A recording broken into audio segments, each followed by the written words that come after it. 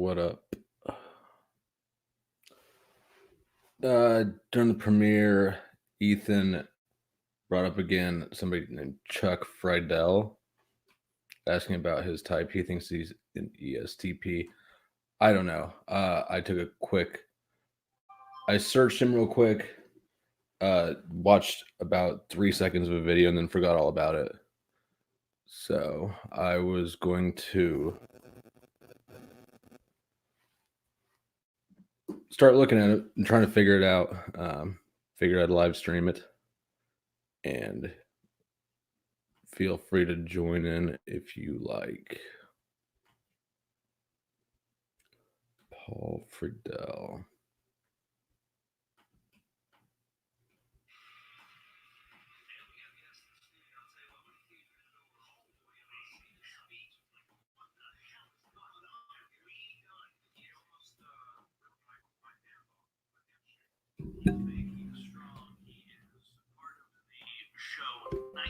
Fight with a K, like a medieval knight. Night Fight History Channel tonight, 10 p.m. Joined in studio by Paul Friedel. I say that right? Yeah, you got it right. What's going on, fellas? How we doing? How tall are you? 6'7". How much do you weigh? 230 pounds on a good day. And you're a big boy. I'm not small. I've been working with the farmer down the road, Brian Lehman, just throwing hay all since I was like 9. So yeah. Now, the new show is Night Fight, and it's tonight, history, 10 p.m. Explain in a nutshell what Night Fight is. Night Fight is the hardest and fastest combat sport that you're going to see on television or in person. Any kind of shows that we do around the area, we did a thing called Beltway Brutality. People came out to that. We have no idea what this is. What's going on? I'm like, we're going to watch a whole bunch of dudes beat the crap out of each other with steel axes and swords. It's basically... It's kind of hard to tell how much of this is character and how much of this is him, since he is wearing armor and stuff, but does seem to be clearly SE at the gate. Does this have anything to do with the Armored Combat League? This is actually all based off the Armored Combat League. The Armored Combat League was started about 5-6 years ago. Here in the States. And it is basically what that is. Are there any, what are the rules? Are there any, what's the word, parameters? I mean, you basically dress in medieval, go ahead. I'm wearing full, documentable medieval kit. All my stuff can be documented back to 1300 Novgorod, Russia. But basically, the only things you really can't do, you can't rip off a helmet, can't hit each other in the backs of the knees, can't hit in the throat, you can't hit in the crotch. Can you pick any kind of armor from any it has to be documentable, and there are rules. Like, you have to have steel plating on every extremity of you, and on your chest, on your head, and your neck. So you pick and choose any kind of documentable armor. You fully armor up. What about the weapons? Can you choose whatever weapon you want to use? It's a real weapon. It has to be documentable. Right. Anything is. Let's say. He's very direct and blunt, and he's not dressing up his words. He's answering specifically what's asked concisely, focusing on the rules a bit. SETI in one of those not sure which one's first, but those two do seem to be what he's using. I think Ethan's probably got this one right. This is a 5. Actually, I think it's more likely that he's an ISTP than an ESTP, because he's not putting on much charm or polish on it. Long axe that I just kind of sling it on my buddies, and they walk out of it, or I make them sit down. Wait a minute, are you winding that son of a bitch up like a baseball bat and just big bambinoing someone with that axe? People with this in any gap that I can find across the back plates and everything else like that. You see where I just have it looks like cloth in between my plates and everything like that? You can hit there. Are you breaking bone? Yeah, occasionally. I mean, it's not. Look, armor works. I'm going to tell you that right now. I can walk in adrenaline. Come on, it's the best drug in the world. But you walk through a fight, you can get hit a dozen times, and you kind of ignore it because you have plate there. But if somebody hits you in the hip cap, I have a scar on my hip because I got hit where I didn't have any armor there. I just had padding. And it split me open a good bit, and I had a pretty deep hole. I could fit my whole pinky, like the tip of my pinky in there. I don't mean to be rude or intrusive or get personal, but as someone who's 6'7", you must have an enormous penis. Jesus. I mean, it's a valid question. Yeah, I mean, very tall. You wear a good I'm codpiece. a humble man. You're a humble man. A humble man. Okay. Paul Friedel in studio. All right, I think that was kind of telling. He reacted a bit more. He kind of rocked back on his heels a little bit at the penis comment. I think that an ESTP would be more likely to pick that up and run with it more. He kind of rocked back, played it off, and then moved on. So, I mean, I'd say it's more indicative of an ISTP than an ESTP. Not definitive, but Be a Night Fight History channel. So basically, this is two dudes Answer the penis question. fully dressed in armor, documentable weapons. They say go, and you just Punch, kick, tackle, throw each other to the ground, whatever it is. until somebody gives up. No, basically, in the state, we go overseas. We go to IMCF World Championships, and we go and fight the best in the world. Every country, 30-odd countries send teams, 5-man, 10-man, 16-man, kind of like the Olympic model. We send one-on-one champions out. They fight one-on-one duels as well. But in a 5-on-5 fight, your feet are always considered on the ground. You're standing up. If you touch the ground with anything else, like you catch your weight with like your weapon, your hand, or your football in your butt, or anything else like that, you're done for the round. It's kind of like that. And it's based off of a historical tournament situation back in the day, back in the 15th, 16th century, where basically they wanted to stop knights from killing each other in tournament and practicing and everything else like that. So they're like, throw the guy on the ground, he's basically out of the fight. God, again, it's a Night Fight. It's tonight, History Channel, 10 p.m. Paul.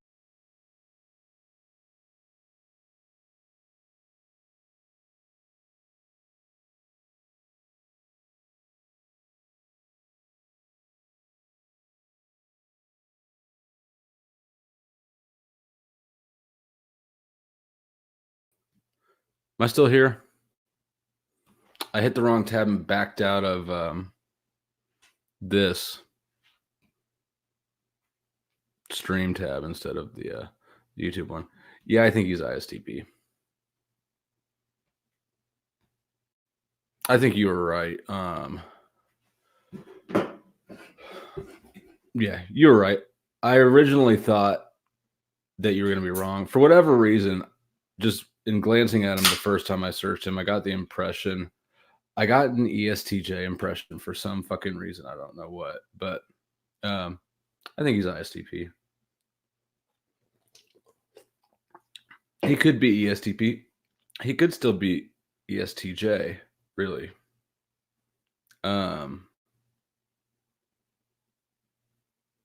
But I think that I don't think he is.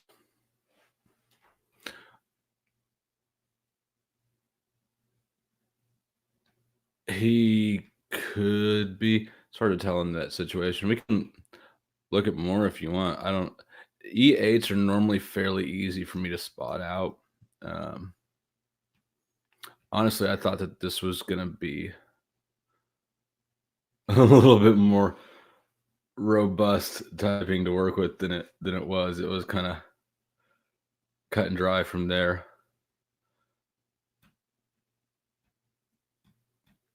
I thought he was going to be kind of a goon, honestly. When I looked this up, I didn't realize, I guess, what it was. I thought it was more like a historic Civil War reenactment or something.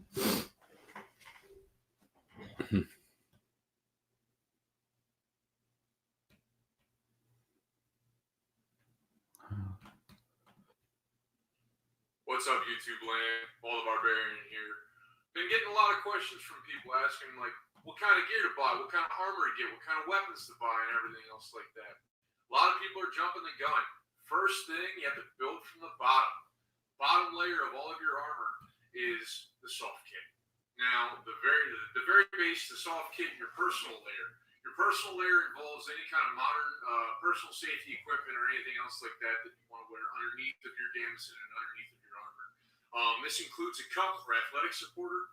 I personally use a Nutty Buddy. These things are amazing. They're ready to take a fastball straight to the Ghiblies.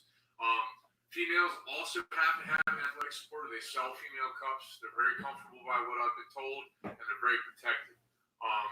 You really don't want to get hit with a stray axe blow or a mace blow straight to the giblets. It's no good for anybody. I also wear knee sleeves, knee braces. These things have little bars on the sides of them. I've had some knee issues. If you know your medical history, you know your body. If you know that you have issues with your knees or wrists or elbow. I don't think that he's an extrovert. He's got rehearsed answers. He's not really doing any FE. He's going through lists. So whether it's a TI list, and he's sort of telling you structure, it's an SI list, that he's already compiled. But however he's getting that list, I think he's an ST. I think he's an introverted ST. I think he's more likely to be an ISTJ than an ESTP as well at this point. But yeah, you can tell in his presentation he's not a people's person really. And so I'm not surprised that he was kind of aloof when you met him. That's how introverts come across, unintentionally. Peopling is just not their thing, even though you can tell that he's aware he's got to do some of it for this gig. You can also tell he'd rather be throwing an axe at somebody.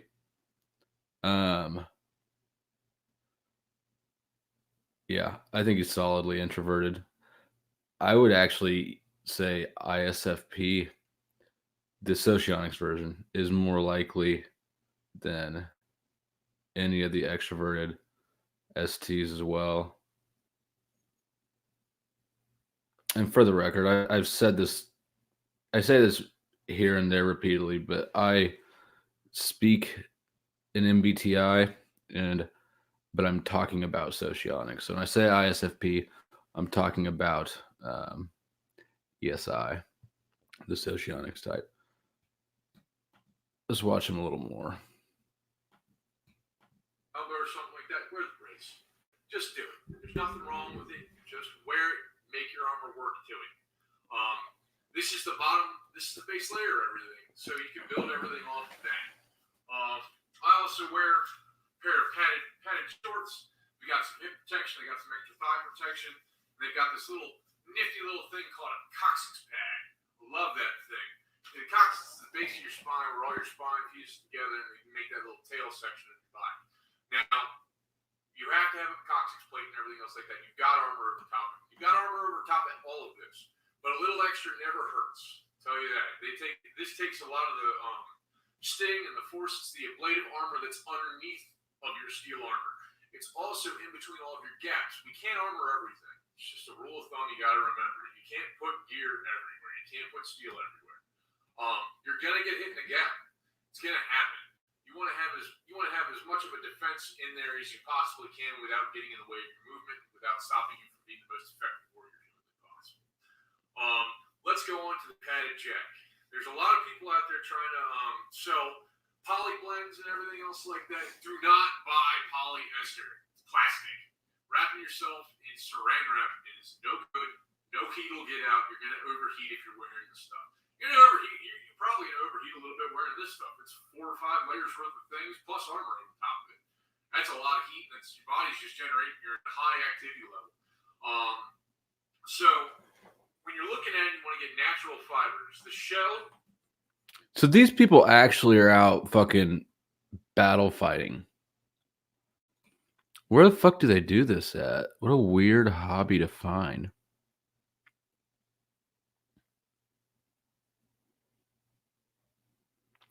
Yeah, he is too rehearsed to really feel super confident settling into a this or that. I still think ESTJ is on the table. He looks younger here. This one might be better. Oh, this is the one that I scanned through.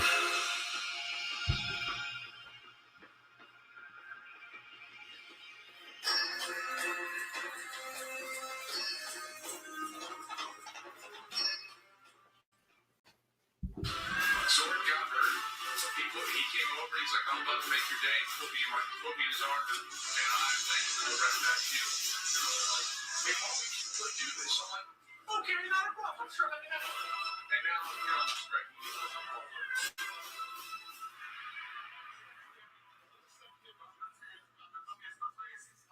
When I was coming here, I was very trepidatious. I was very worried about how I would perform and how these guys that I've been looking up to for the past year, Simon, Van, Jay, Andre, these guys have been wrecking people for years, the past 3 years. And I was looking at them like, I can't perform at that level. There's no way in crap. And when they told me I was on the strike, the Eagles was like, okay, this must be a joke or something like that. And they looked at it and like, no. You're good enough. You just need to focus a little bit. I don't think he's an 8, though.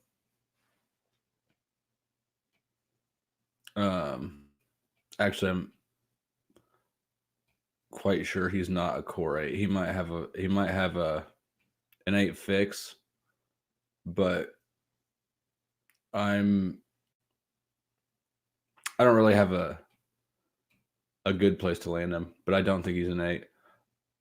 So far, 6 would be my first guess, not because I'm super confident in it, but because 6s and 9s are the most common types, and I also don't think he's a 9.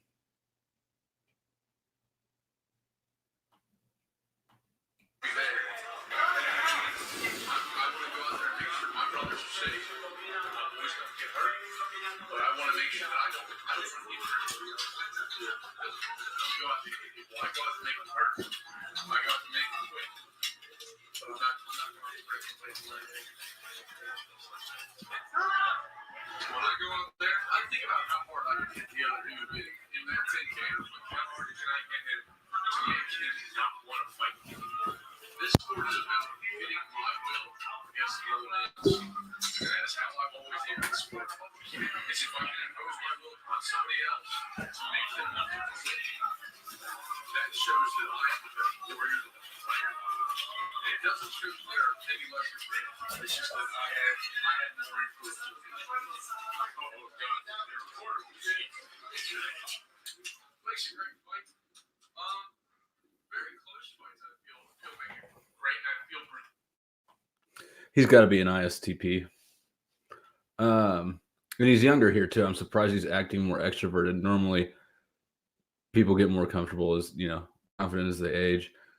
I don't think he's a 3. He doesn't seem showy enough. He seems a little bit more reserved.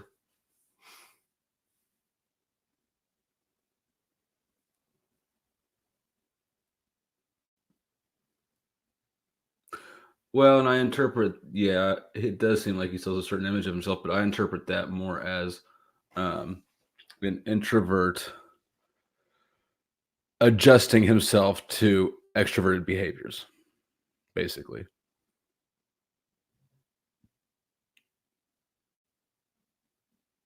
And ultimately, to some extent, when introverts are doing people-y shit like interviews and stuff, they are putting on. That's not their normal comfortable state. That's they'd rather you fuck off. So I'm gonna say ISTP.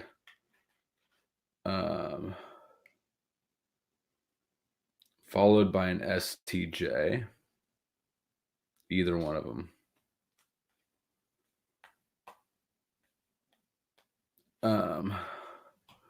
You know what? When two teams come at each other with the same amount of hunger and violence and brutality, that makes a great fight. It doesn't matter how long it takes. It can take 5 minutes. It can take 20 seconds. But if you smash into each other at the hardest, it's the best part of it. You both show that you have the hunger and you have that drive to win. And that's what you need to propel yourself in this sport. That little thing he just said, I felt was sincere. I don't think that he was putting on right there. I think that he meant what he said. And that shows beta quadrant values over delta quadrant values for sure. ISTP. ISTP, and then if I had to shoot from the hip, I'd say he's got a 6, he's got a 2, and maybe an 8, but it's not core 8.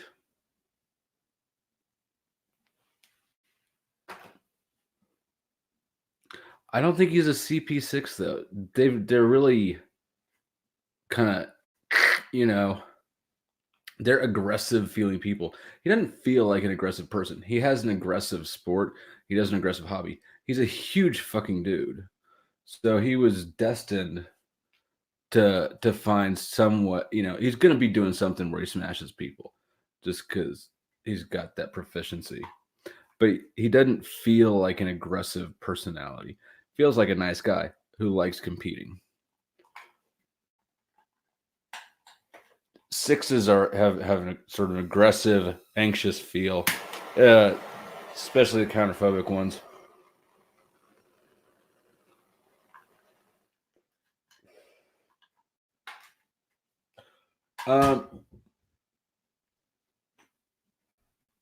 All right, I dubbed the ISTP probably a 6.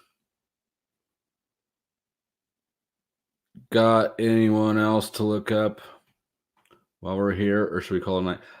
It's pretty fucking amazing, really, that you happen to find this. I thought the odds that you'd be the one picking up and tuning in would be kind of slim, but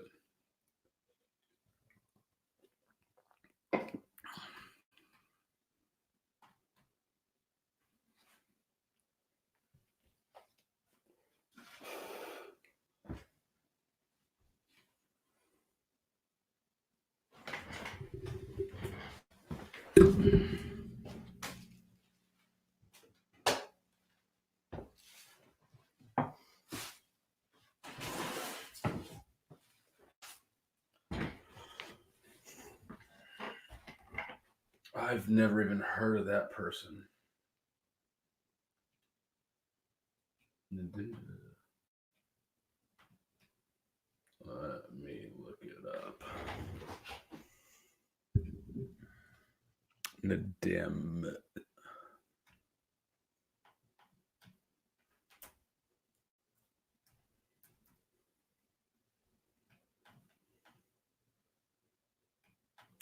Who is it? Oh.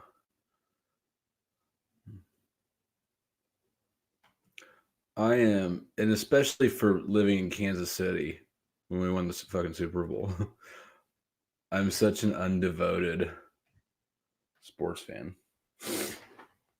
I used to watch Chiefs a lot, and then I had a daughter, and it just wasn't conducive to my lifestyle. And let's find an interview.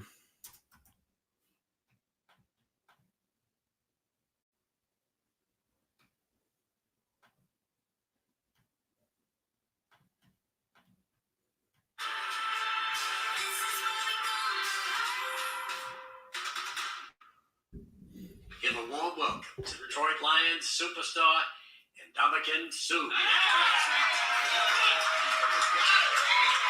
Yes! Thanks for coming to our show. I admire you a lot. Thank you. Everything you did in Nebraska and for Nebraska and for the Detroit Lions. Yeah. Can't seem to put it all together, but... Oh, gee, okay. Come on, Rick. No, we talked earlier about this. You know, they've got a good quarterback. They got a great end. They've got some, little guy can run. And they got him in the middle of the line. Reggie right there. Reggie Bush. Why can't we be better than we are? It's just we got to get some things together. Obviously, we're in a coaching change right now, and we're gonna figure that piece out shortly and get down to the details. For us, it's little things. We got to play good situational football, and I know he knows. He's gonna be too rehearsed right there. And especially talking over who's that old dude? That old dude's personality is gonna be too dominant in this exchange. 22-year-old Brent Schwabauer has type 1 diabetes and tests for blood Fuck sugar is levels this? up to 5 times a day. Hey, I'm somebody you can lean on. I've had Brandon and I talked about, hey, I'm somebody you can lean on. I've had tons of people that I've leaned on to get to where I'm at and continue to go further in life. While Rams defensive lineman Ndamukong Suh was winning his way to the Super Bowl this season, his unlikely bond with Brent was also helping her get closer to her dream to create new devices to make her diabetes more manageable. Bryn just seemed like a bright young lady that was eager to work, and she's truly done that and more. So looking for kids that just need a little bit of a helping hand. That's kind of the same thing with Matt. Sue had already helped Blair, Nebraska native Matt Steer become a construction engineer after he spent 4 years in engineering school at the University of Nebraska, Lincoln. I didn't think I had enough money to go to school. It was a big stress for me. It's all part of a program the former Husker devised to give back to aspiring engineering students to attend the University of Nebraska, Lincoln, where Sue earned his own engineering degree. My dad being an engineer, my mom being an educator at an early age, education was pounded into me. Before he was drafted second overall by the Detroit Lions, he pledged $2.6 million to the university. It's hard to tell because he's such a soft-spoken dude, but you know that he's got a fucking fierce side that comes out when he plays. You know, I'd like to see what he's like when he's in a more intense state of mind. I don't see any reason why. I mean, nothing would dismiss ISTP for me, but so far I haven't gotten. I think he's an introvert.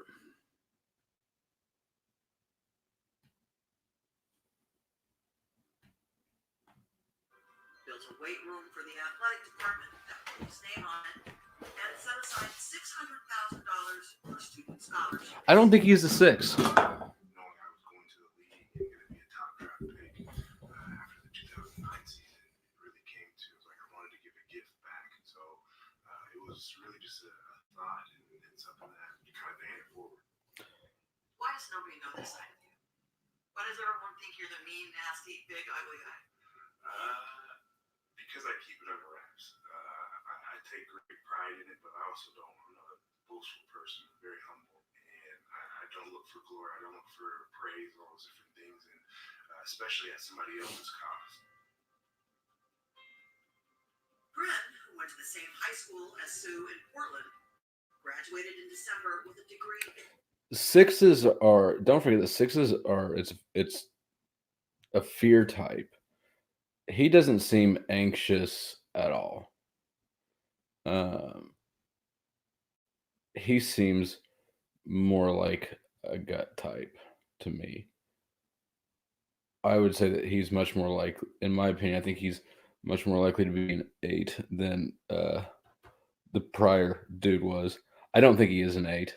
I mean, if he is, he's got a for sure 9 wing. I think 9 wing 8 would be more likely for him, but he just doesn't have any of that anxious energy that you normally have with a 6. in chemical engineering. Sue flew her and her parents to Los Angeles the day after the ceremony to see him play against the Eagles. I had never been to an NFL football game before. It's very, very different when you're on the field. Very, very in the different. stadium, surrounded by the fans, all cheering. It was just great. For Matt, We're done with Matt. Let's see if we can get something a little more, or with a little different pace.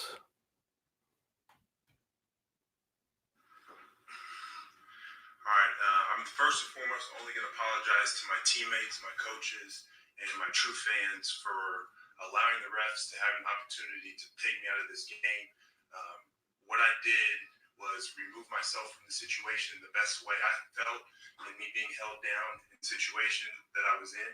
And for that, I did not, my intentions were not to kick anybody, as I did not. Removing myself, as you see, I'm walking away from the situation.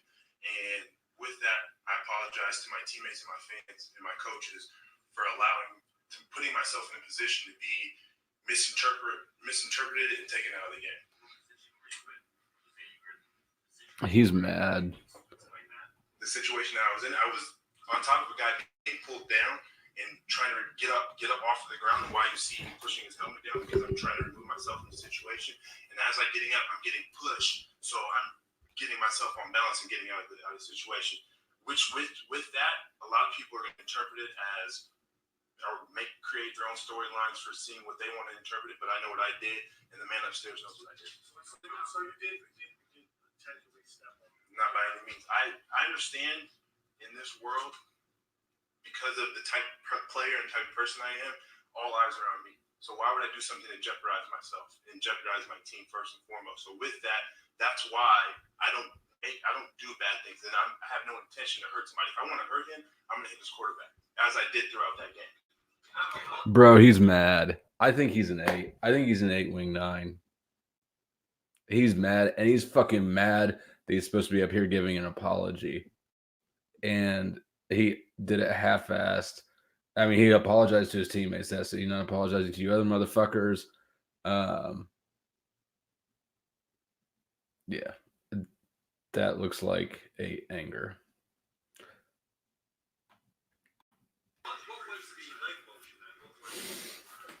What was the leg motion? Yeah. I'm on one leg and I'm trying to get out of myself at the same time being pushed by his teammates. So how am I supposed to do anything else? I'm pushing down forcefully to get myself out of the situation. Have you seen it? Yes, I have seen it.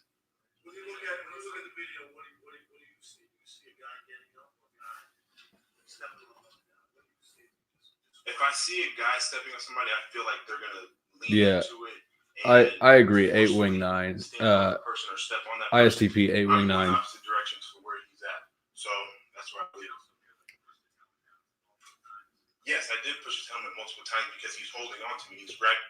I think he's almost for sure an ISTP 8 wing 9. I want to watch the last minute of this. I'm kind of enjoying this. He's so fucking mad. That's the reason why I'm on the top of him and I'm not at the quarterback, because I'm being held down by him, and so I'm pushing him off of me. Were you surprised with the emotion?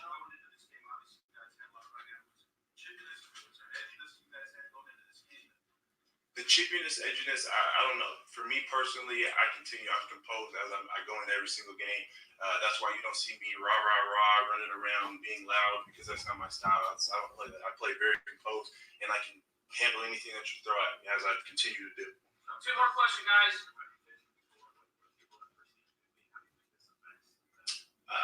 Like I said, you guys are going to create your own storyline. People are going to have their own opinions.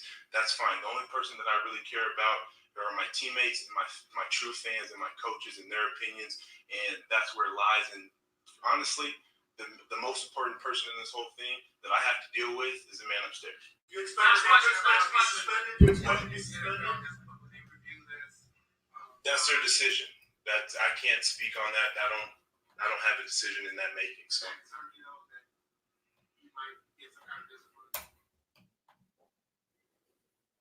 What college?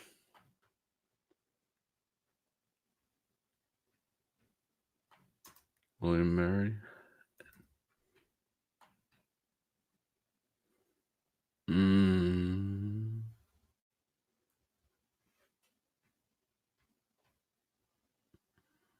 My biological father left when I was 6, so my mom raised me and my 300 siblings pretty much by herself.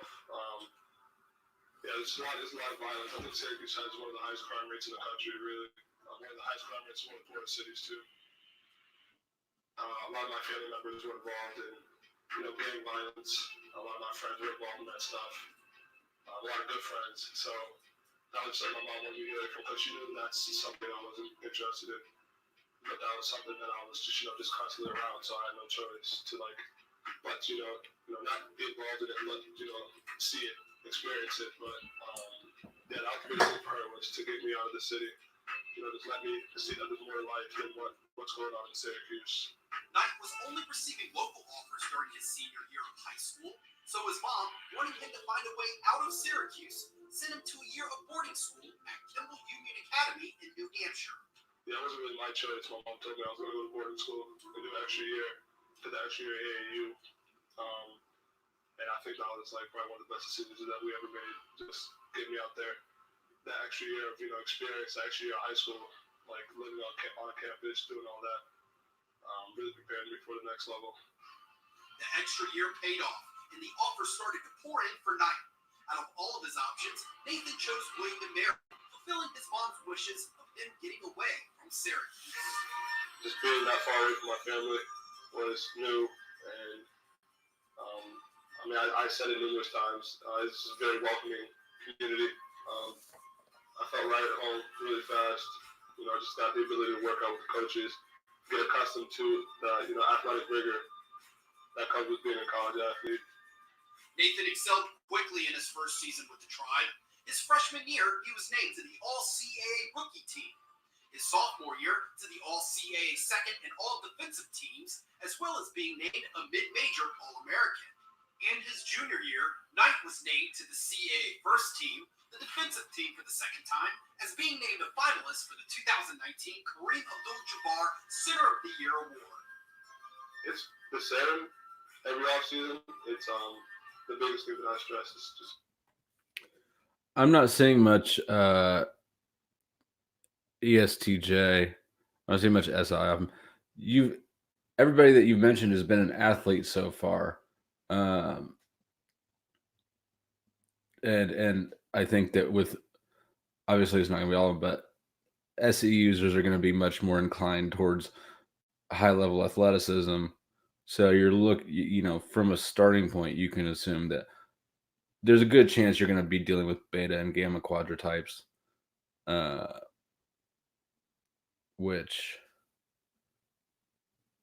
I don't see. I think he's a beta or gamma. I think he's an SC user. Hard to tell with a lot. That's the thing about athletes is they're not professional speakers or interfacers. They're players. So when they're put in an interview, unless they've had a lot of them, they're normally kind of rehearsed.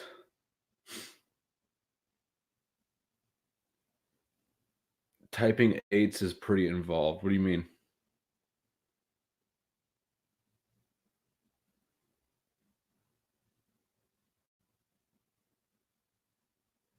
I mean, there are a lot of SJs in a lot of things, but at least per socionics, much more than MBTI or BB or standard Western Jungian typology.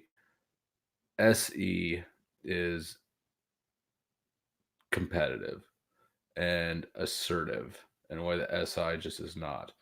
So that's why within quadras, I mean, you've got beta and gamma quadras are, according to socionics theory, beta and gamma are the two quadras that hold power. Alpha and delta almost never do. They're really not interested in it. And I look at competition like this. All three of these guys, you can tell their life has been devoted to this form of competition. And I see that in very much the same thread as power or assertion.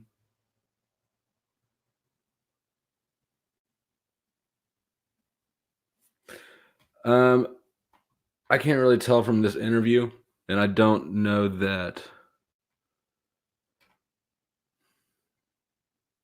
Here's the thing.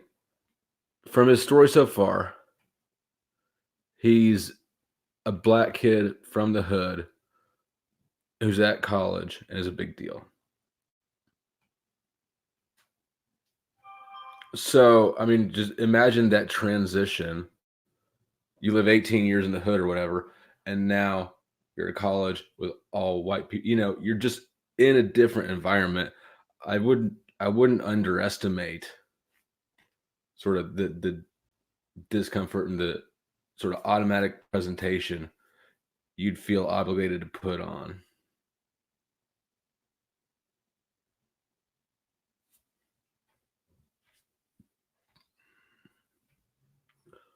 I'll check out this one real quick.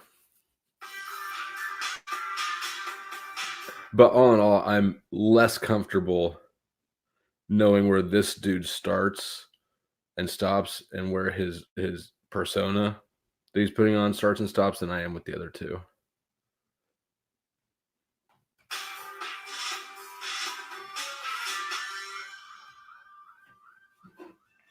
Welcome to the first edition of In the Locker. My name is Nathan Knight, and I'm joined by freshman forward Ben White. Ben, tell us, how'd you get here? Well, I was getting recruited by Coach Kemp at Ohio, and I had a good connection with him. So when he came down here, I came on a visit, and I liked the guys, I liked the coaches, I liked what was going on down here. That's awesome, man. That's awesome. So, who has been your biggest role model? My dad, for sure. He works hard, and he's taught me a lot of things. I know. I know your dad taught you too. He did, yeah. Yeah. Anyway, all right. This is the fun part. All right. So, if you could eat one food for the rest of your life, what would it be? It would probably be pancakes. Any particular type of pancakes? Fuck out of here with pancakes. For sure, yeah. That's my favorite. Butter? Yes, yeah. Syrup? Syrup, for sure. Use a knife when you eat your pancakes, or is it just a fork? Mostly just a fork, you know. That's so cool. Anyway, I think that ESTP is in the lead for me. He's, like I said, whether or not you agree with the SE over SI thing, I think, in my opinion, I believe that he's more likely an SE user. So beta quadra, gamma quadra. It looks like he's using FE. He's not using it super well. It's kind of an uncomfortable situation, but you can tell that he's orientated that way. He's paying attention to the FE, and it feels like he's trying to bust it. Like he's normally got jokes and has delivery, and he's trying to find that comfort zone to get back into a normal groove. But he's just not really finding it. That sort of looks like uncomfortable third slot FE to me. I think ESTP is in front for me right now. Guy sitting next to him is so anxious. you say yourself a good singer? I know you're roommates with Miguel, so I know he's a good singer. Yeah, Miguel's definitely the singer. It's not me. Not you? No. Alright, sure. Alright, so if you could acquire one skill from anybody on the team, whose skill would it be and what skill would it be? I think it would be Thornton's jump shot. Really? I think that would help me expand my game a lot, yeah. Alright, she's walking well. Not as good as him, though. Alright, final question. What has been your fondest memory so far? I know you've been here for a couple of weeks. What's been your fondest memory of living here? Just hang out with the guys. It's a lot of fun with everybody. We all get together. It's a lot of fun, yeah. Alright, Ben. Thanks for joining us. Thank you. Join us next time in the locker with Nathan Knight. Yeah, I'm sticking to it. He's a young, uncomfortable ESTP.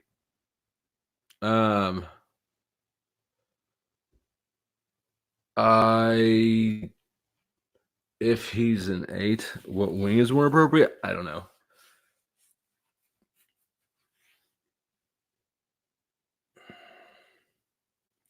I want to say 7 would be more likely, but I don't have any way to back that up or any reason to give. It's just like pure vibe typing.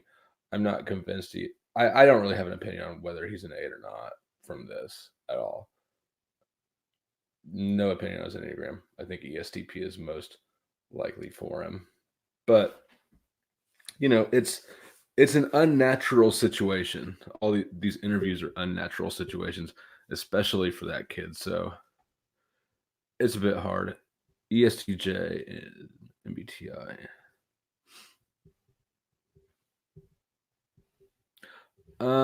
I would have to refresh myself on MBTI type descriptions a little bit to agree or disagree with what you're saying down there. I don't see any TE off him. I see SE. I don't see any FI either. I see FE. I don't see particularly good FE, but he's certainly working with it. He was carrying the mood, the energy, he was trying to carry the vibes of that whole interview for him and for his little homie. He didn't do a great job, but he did fine. So that really looks like third slot FE to me.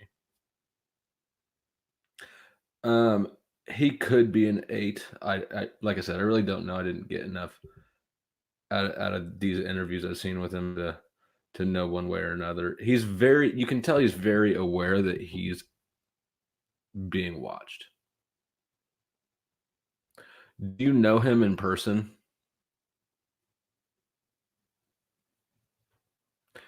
If you know him in person, I mean, you probably got a better feel for it than I do. He doesn't seem, I mean, to take it from a different angle, the Enneagram thing, like I have no confidence. Like I said, I don't have any opinion really on his Enneagram type, but I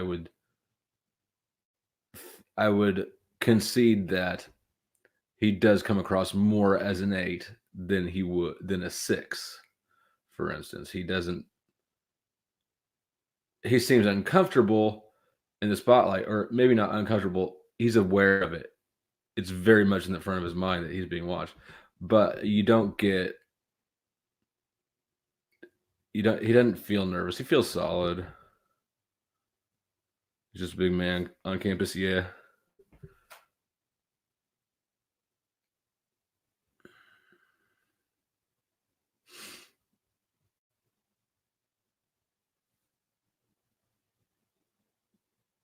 I mean, I can see I see what you're saying.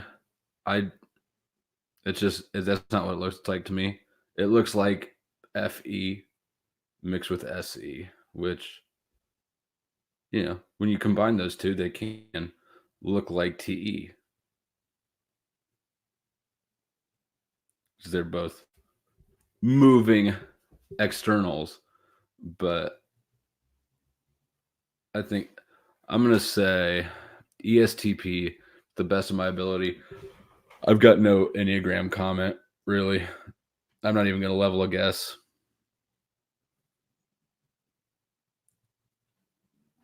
Big man on campus. Yeah, I was friends with some football players in college, and I really liked going out with them because we could do whatever we wanted in town, wherever we wanted, for free mostly. The downside was I wasn't a football player. I never got very much attention when I was around them. So I'm used to kind of being the center of attention, or at least, having plenty of it wherever I go. But if I went out with all the football players, it's like, fuck, I might as well not be here. I'm going to drink my beer and go hit on this mediocre chick. You want to throw one more out? I got to go to bed soon, but we're on kind of a roll. But yeah, there's really not enough to go off there. And even ESTP, I'm not confident in that. It just seems best likely fit to me at this point.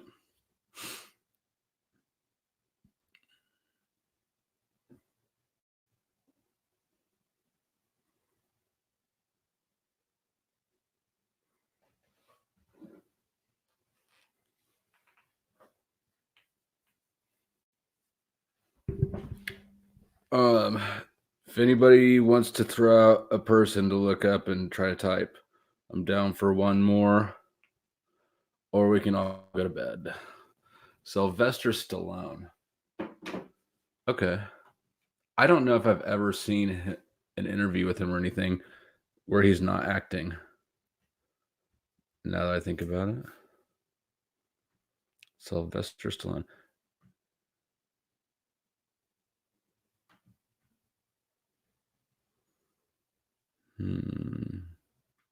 I want a younger interview.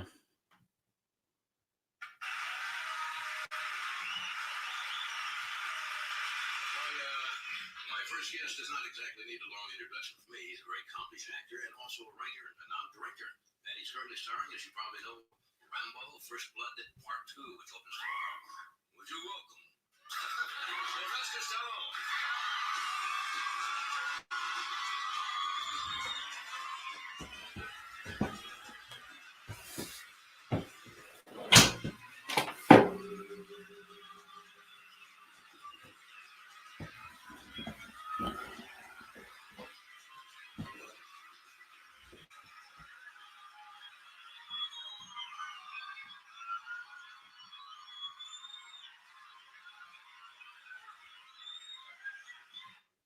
No, 10 years. Let's say 10 years ago. 10 years ago? Yeah. I don't know. They usually don't scream like that when you sweep floors.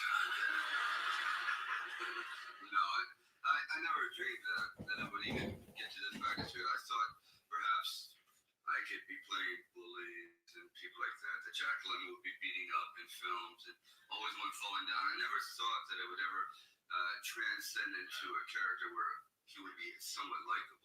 Do you ever have any fantasy about it, saying, hey, maybe there might be something to break through? Lords of Flatbush, actually, I guess was the first and Susan Blakely. Susan Blakely, Henry Winkler, Harry King, right, and a fellow named Paul Mace. But it was interesting, the people that didn't do it, that originally scheduled to do it, was De Niro, Richard Gere, Michael Moriarty. So it was like, it was really a charming production. Yeah, it's funny when you think that. And if you put it in perspective, let me ask you one off-the-wall question. Are you happier now than you were, say, 10 years ago when you were struggling? It sounds like a dumb question. Most people would say, of course he is. He's got fame, he's got the money now. Therefore, he's got to be happier. That's a good question. You know, as you know, what success is double-edged. I mean, because what comes with it is a great sense of responsibility, and you have to try to keep up a certain level of performance. Before, when you're unknown and you're struggling, every day is an unknown X factor. You don't know where you're going. What I would do is I'd open the yellow pages, and there in New York there would be about 1,500 agents, and every day I would mark off 10. And those 10, I would sit there and, you know, make up the most atrocious lies. Just back in from Europe, I have a clown act I'm working on. Of course, I don't make film on it, but you really just took right now. And so it would be enough work for like 6 months, and then I would start all over with the 6 months because hopefully they had forgotten me, or I'd go in with a mustache or a beard. So every day was kind of an adventure. Today, there is no more like that. It's like the responsibility of trying to get the film done, of trying to stay in shape, of trying to be on budget, of trying not to get beat up too much, and a lot of fighting giant Russians. Giving up your lack of privacy and your personal relationships and life is, blasted all over. Those are the negative sides. But basically, I think it's funny. When I talk to most entertainers, I mean, that seemed like a pretty TE thing he just did there. Yeah, the correlation with socionics and MBTI is a huge problem. It really makes communication within typology quite difficult, especially when you get more systems coming. I mean, OP is getting big and seems good. You've got C.S. Joseph taking definitions and fucking up people's understanding of them. Just what any phrase or name means is so all over the place that it really is fucking hard to discuss it, which then especially within socionics communities now the fallout of that is you've got I call them socionics Pharisees. You got people who are so by the rules, by the book, literal reading of every description of whatever, that it kind of sucks the art out of typology. And come on, typology is not a hard science. It is art. It is absolutely all open to interpretation. It's all about honing your ability to interpret. So I think that the backlash to that has been, and again, it's a lot worse within specifically socionics communities. But yeah, the kind of the gutting of the point of typology in my opinion. That's my little soapbox there.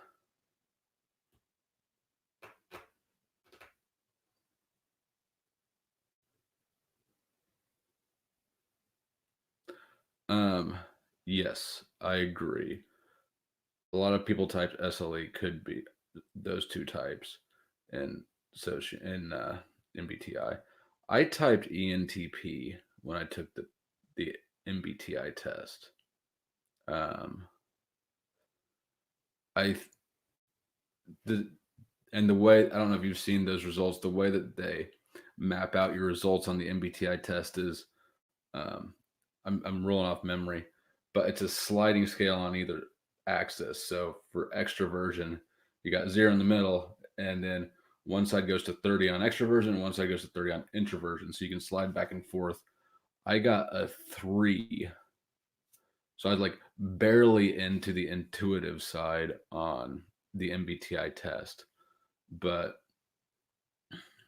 that, I mean, the MBTI doesn't do anything but clog up people's understanding of shit. So,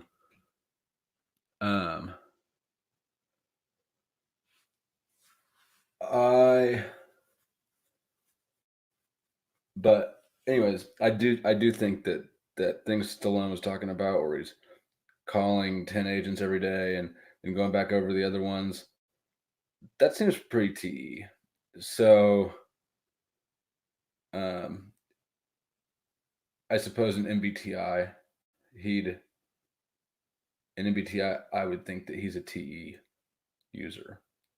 In socionics, ESTPs have strong TE, even though it's not valued.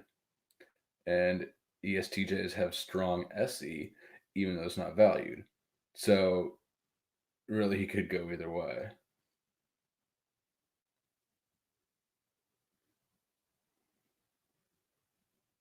Yeah, I mean, that's super common. Like, for real, I think that probably more intuitives are sensors than are intuitives. There's a language barrier to being able to properly test for concepts like intuition.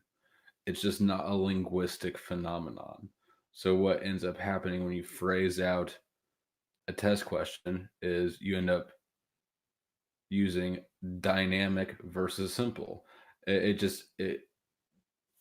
instantly loses the meaning it's trying to convey and turns into simple, complex, boring, exciting, and then it all just falls to shit.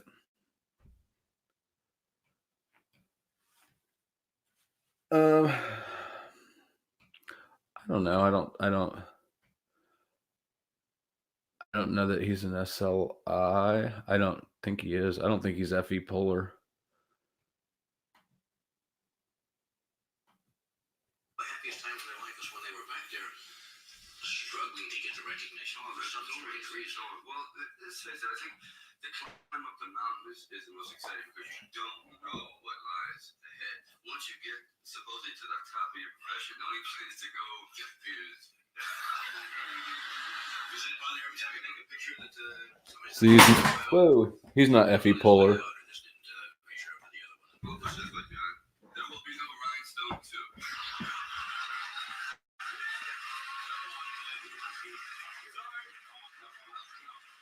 You'd be cutting an album soon. I'm sorry, that's it. No MTV. Yes, use television. You should do an MTV. No. Well, they're great. I'll bet you they're pretty clever the way they do it. They can see. Okay, I'm reaching for something, but the mucus television comment, that looked like a little bit of NE there. I don't know. It's kind of a reach, but that sort of it's a little nudge in the ESTJ direction over, say, ESTP.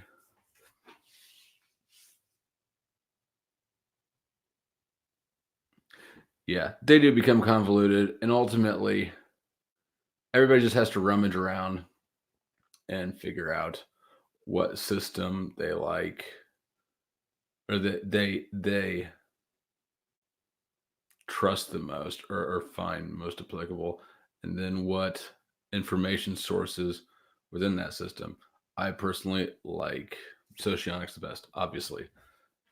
If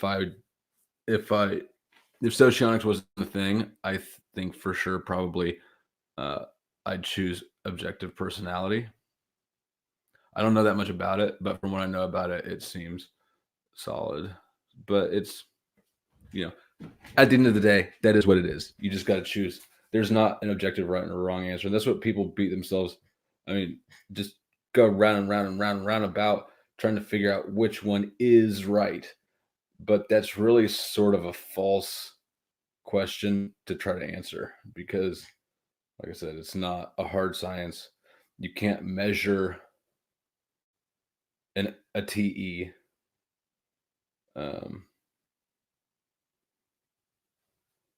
So people need to understand and come to terms with the fact that typology will never be as for certain as they want it to be. That's just not what it offers.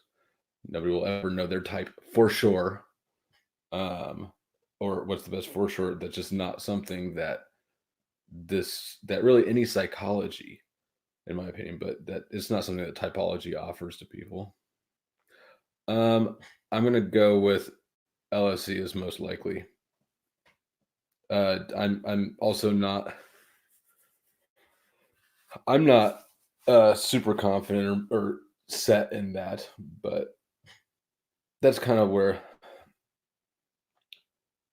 That's what I suspect most at this point. But I'm tired. I gotta work. I'm going to bed. So stay excellent. And I'm going to go ahead and say that he's LSE until further notice. And if somebody comes up with a good reason why something else, I'm for sure not dug in on that. Of everybody that we did tonight, the one that probably the type identification that I am most confident in is the football player's Enneagram. That's an 8-wing 9 to me, for sure. I'm also confident in his ISTP typing, but something about, I don't know, when you're an 8 and you see that sort of 8 rage in somebody else, it's like, oh my God, I know what that is. But all right.